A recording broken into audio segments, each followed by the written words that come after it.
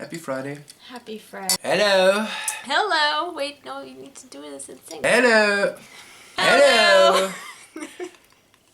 We are Annie and Konstantin. And you're watching another episode of... Updates. We just started drinking. It might seem like we've been drinking for a while, but we just started drinking. So this week, things actually happened in the land of Konstitutionelle Anarchie. For one, I finished the script for the second episode of the Depression Anxiety Life Hacks, and I'm so excited about it. I can't even tell you. And we will start shooting it the moment we have time to start shooting it. Which will not be until December, but fortunately December is not very far away. Beyond that, I'm already working on the script for a very special episode of Depression Anxiety Life Hacks because I have been struggling a lot with the impending holidays, which made me realize that we all need an episode of holiday Depression Anxiety Life Hacks. Because for one, holidays usually mean large groups of people coming together, be it, friends or large families or any other large group of people, and that can be difficult when you're struggling with depression, and that can be really incredibly terrifying when you're struggling with anxiety. But then also some of us end up spending some of the holidays alone, and that's never a good time. So for both of these scenarios, there are a lot of things you can do to make it a little bit easier. And we're going to explore these, and I'm going to remind myself of all of these because I'm going to need all of them in the next few weeks. In other good news, as you remember maybe from a couple of episodes ago, I was talking about the graph of awesomeness. If you remember, I was somewhere here at the point of where I look at the Lamukteur and be like, maybe I should have studied architecture. But now I've finished the rough cut and I had some very nice and very constructive feedback from my film professor. So I'm at the point where it's going upwards and it's not that long till the end. Editing needs a little bit of polishing and then we can finally record the voiceover, which is the last part of the whole incredibly complex and elaborate short film that is going to be La Mocteur. In case you don't have a clue what I'm talking about, and like, what are you talking about? I'm talking about a short film we're working on, which is called La Mocteur, and you can watch the trailer right on this little schedule there. Chances are it is actually going to be finished end of December and have a little release festival we have in mind, which is going to be end of January, and there are not completely unrealistic chances that it is going to happen, but you know how it is with us. In other news on the many things that we are doing, I am currently in the process of applying for a master's degree program that I really, really badly want to do, that I kind of rambled at you about before, and I just sent off an email to the professor who might, if I'm very, very lucky, decide to, sponsor me in my creative scientific endeavors. So I'm going to be, spending some time staring at my computer waiting for a response and hoping for the best, because this master's program would be nerd heaven for a creative person who likes people. So epiphanies. Epiphanies? Epiphanies. Is it epiphany time yet? I think it's epiphany time. My epiphany is, I think, fueled a little bit of the self-discovery trip I've been in the past couple of weeks.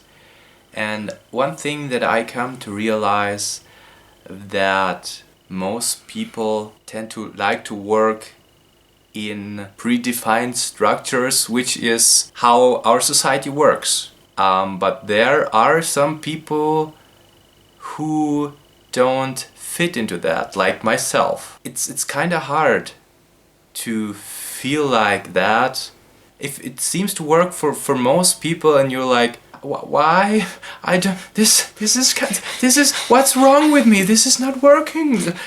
But structures are good, but also society needs to change and things need to change, and for new things to emerge, there needs to be people who don't feel comfortable in those rules, and this can end very badly for those people, but also most likely they are those who bring new ideas into companies, into society. I think what I'm trying to say is that I realize more and more that it's not necessarily a bad thing, that I'm not antisocial. I wouldn't feel okay working in a big company with fixed structures and known hierarchies, but there are many people who feel completely comfortable with that.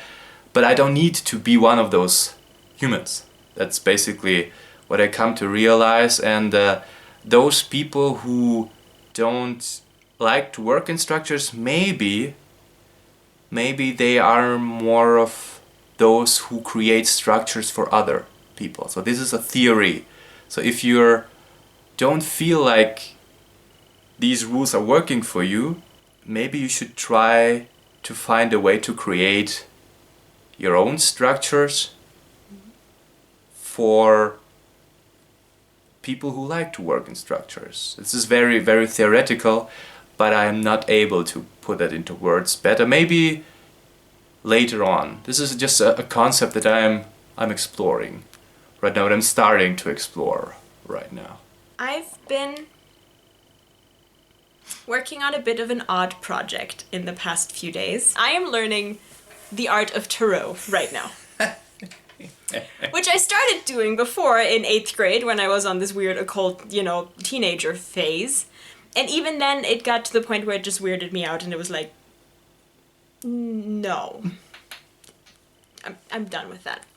But I pulled it back out, and thanks to the wonderful and amazing Maggie Stiefvater, she created this magnificent, gorgeous tarot set and a book with it. And she focuses on stories. And it's wonderful. Because you're looking at these cards, this rich, spiritual set of thoughts and ideas and beliefs and rules, really, from the perspective of stories. And essentially what the art of tarot then is a matter of storytelling. You're using these set perspectives of the cards to elaborate on a story, on a question that someone asked.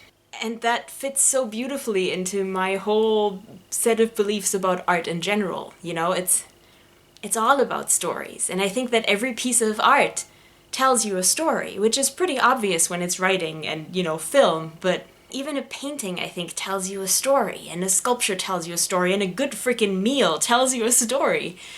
And those stories give you a different perspective and a different way of looking at the world and at looking at different things, different ideas. I'm just really, really excited about the power of that, the power of stories, because there are no wrong stories, because there are so many different perspectives. The thing is that you can't find any truth if you're only looking at one story. You need to look at several of them. And that's why the whole art of tarot thing is so freaking fascinating, because you have this whole deck of cards that all have different perspectives and different stories, and that's making me very excited and very inspired right now, in the best of, spiritually occult weird ways. And that's what I have to say this week.